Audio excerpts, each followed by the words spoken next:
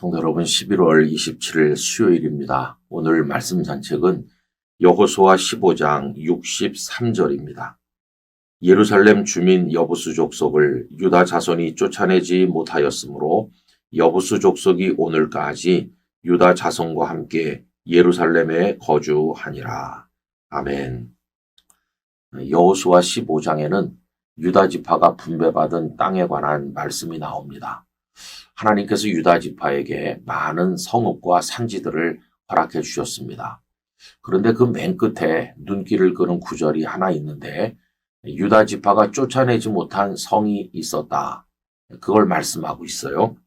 예루살렘 주민 여부수 족속을 유다 자손이 쫓아내지 못하였으므로 예루살렘이라는 곳이 있었는데 거기 여부수 사람이 살고 있었고 그곳을 쫓아내지 못했다는 겁니다. 그 주민들을 말이죠.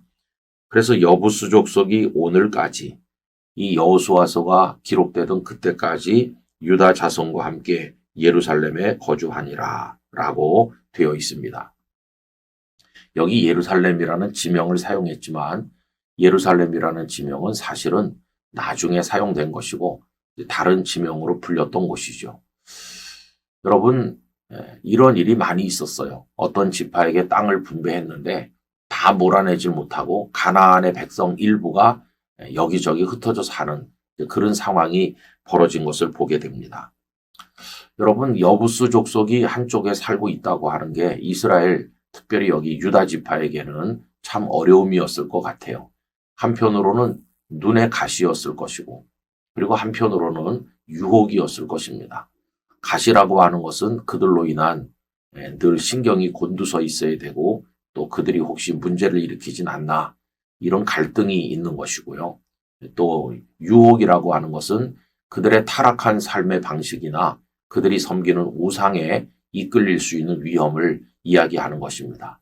그래서 이걸 몰아냈어야 되는데 그렇게 못하고 있었던 것이죠. 이 여부수 족속을 몰아내고 성을 빼앗은 사람은 수백 년 후에 다윗입니다. 사무엘하 5장 6절 7절을 읽어드립니다.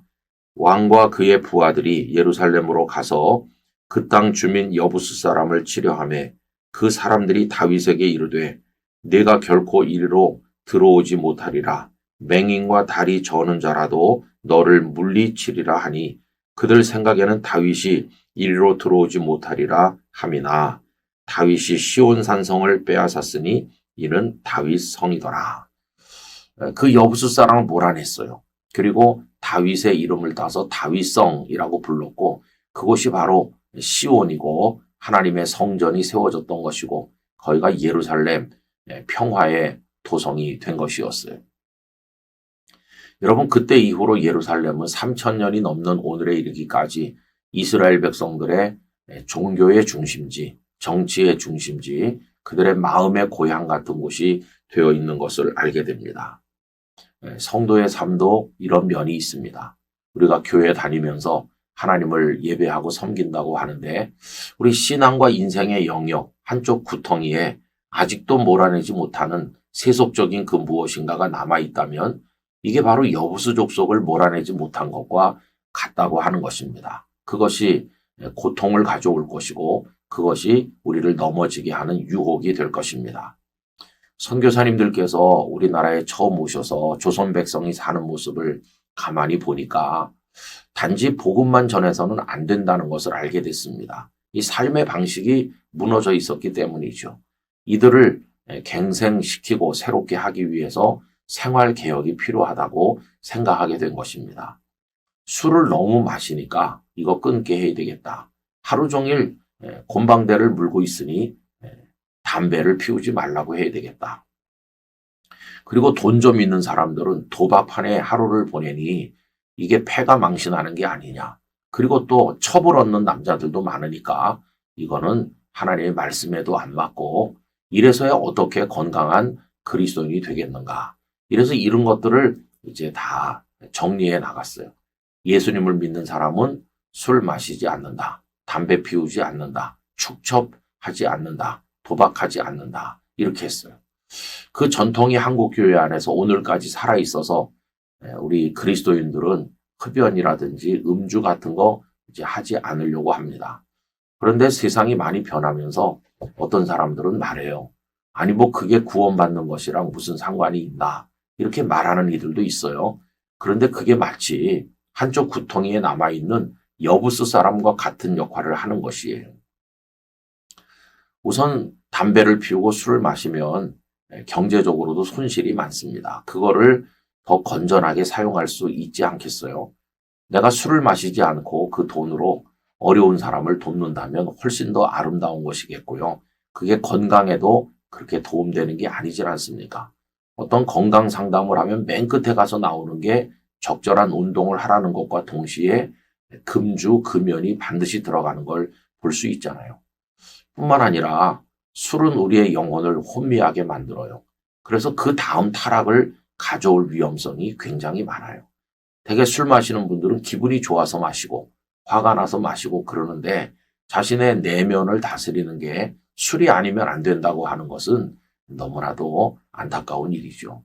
여러분, 우리들은 하나님 앞에서 기도함으로써 우리 마음의 감정을 다스리고 우리를 하나님 앞에 드릴 수 있어야 된다고 생각합니다. 이 영상을 보시는 분 가운데서도 예수님을 믿는다고 하면서도 세속적인 예전의 습관이 여전히 한쪽에 남아있는 분이 있다면 기도하십시오. 과감하게 끊어버릴 수 있게 해달라고 하나님 앞에 기도하시고 그것들을 다 몰아내서 완벽하게 거룩한 하나님의 사람으로 살 수 있도록 성령님의 도우심을 구하게 되시기를 바랍니다. 우리도 여부수 족속을 몰아내야 된다는 말씀이죠.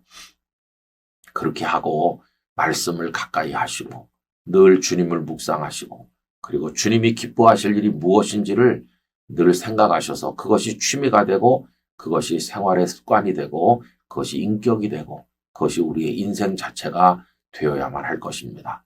오늘 하루도 주 안에서 경건하고 거룩한 삶으로 하나님 앞에 나가게 되기를 간절히 기원합니다. 존귀하신 아버지 하나님, 하나님의 은혜와 사랑을 감사드립니다. 원하옵건대 저희로 하여금 하나님 앞에 절제되고 경건하며 정결한 삶을 살게 하여 주시옵소서. 우리의 삶의 영역 안에 여전히 남아있는 여부수 족속을 몰아내는 데 성공하게 하시사 하나님 기뻐하시는 그리스도인으로 살게 만들어 주옵소서. 예수님 이름으로 기도하옵나이다. 아멘.